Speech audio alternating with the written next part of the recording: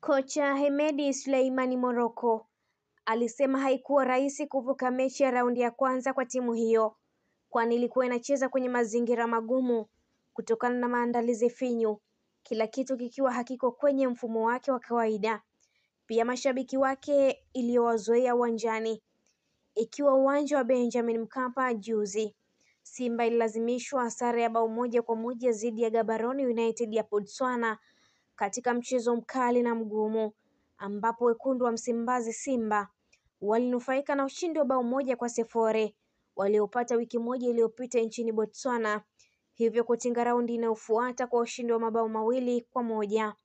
Morocco aliisifu Gaborone United kuwa ni moja kati ya timu bora tishio yenye wachezaji Morocco aliisifu Gaborone United kuwa ni moja kati ya timu bora tishio yenye wachezaji wanaopambana na kujituma, lakini kwa bahati mbaya ilikutana na timu kubwa yenye wachezaji wazoefu. Kocha huyo alionyesha kufurahia kuivusha Simba hatua inayofuata, akisema kitendo cha yeye kukubali kazi hiyo ilikuwa ni kujitoa muhanga, kwani hakuna kocha yeyote ambaye angekubali hilo kutokana na mazingira yaliyokuwepo. Nilijitoa muhanga, hakuna kocha yeyote ambaye angekubali kuchukua timu hii katika mazingira kama haya. Kuna watu walizani mimi nitafeli, lakini mimi nilikuwa na imani. Ndiyo maana nilikubali. Nilijua ugumu wa kazi hii, na kama isingeshindikana ingekuwaje, lakini kama nilivyotegemea nimefanikiwa. Nimefurahi sana, alisema Morocco ambaye ni kocha wa timu ya taifa ya Tanzania Taifa Stars. Kuhusu kutokucheza vyema, alisema imetokana na mambo mbalimbali, ikiwamo kutokuwa na muda wa mazoezi kutokana na jinsi alivyoichukua timu.